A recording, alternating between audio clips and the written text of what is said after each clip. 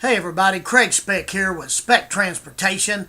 Today I want to share with you an article that I've written called 6 Stupid Mistakes That Groups Make When Renting Limousines and How to Avoid Them. So here are 6 stupid blunders that groups make when renting limos and how you can avoid them completely. 1. Reserving at the last minute. The limo carrier will see you coming on this one and will raise your total investment through the roof. Just like anything else, when supply dwindles and demand skyrockets, the investment increases substantially. Book your limo as far in advance as possible to assure availability, lower the investment, and keep your sanity. 2. Failing to physically see what you will be getting. Before you reserve a limo, you must schedule a physical visit to the supplier's facility and view their fleet. Don't just take it for granted that the pictures on their website actually represent the limos they own. Ask to see their inventory, inspect their vehicles inside and out to your satisfaction, and ask questions there. The last thing you want for your group will be to get something other than what has been promised. Ask about the age of the fleet while on site. 3. Failing to get everything in writing. When reserving a limo, you must ask for and receive a written confirmation. If not, you do not have a valid reservation.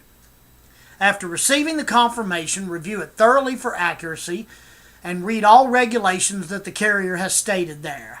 Make sure that the type of vehicle, dates, times, and any pertinent info are correct. You will avoid most misunderstandings when you invest time to read everything. 4. Attempting to exceed the number of passengers allowed by the manufacturer capacity. If you attempt to place more than 8 people into a 10-passenger limousine, it will be extremely uncomfortable. If you have more than 10, be prepared to invest in a more expensive exotic SUV-type limo that carries from 14 to 25 passengers. Now, unscrupulous carriers will try to sell you on the falsehood that you can comfortably fit 10 passengers in a 10-passenger limo. 5. Failing to get a certificate of insurance. You should never step 1 foot in a limo unless you have a physical insurance certificate from the carrier in advance. This step should be one of common sense, but most groups ignore it. If possible, you should pick up the phone and verify that the certificate is valid and actually exists. There are many carriers that will attempt to operate without the proper insurance to reduce operating cost. 6. Mixing corporate business with personal partying. If your group's limo has been hired for a sales meeting over a 2-day period and your salespeople offer the limo firm additional money to take them drinking after hours, make sure you obtain written permission from your company executives prior to doing so.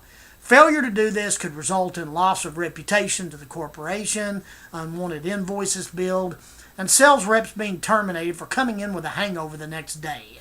The best way to handle this situation would be for the partying group to hire a separate limo for them to go and do whatever they define as fun without causing a liability to the company they work for. So keep business and personal separate. This article was authored by myself, Craig Speck with Speck Transportation. You can reach me by phone at 817-405-0874. You can send me a fax at 817-394-1235. No cover sheet needed. You can visit my 2 websites at spectransportation.com and vancoachlimoexpert.com. I want to thank you for listening to my video and have an awesome week. God bless.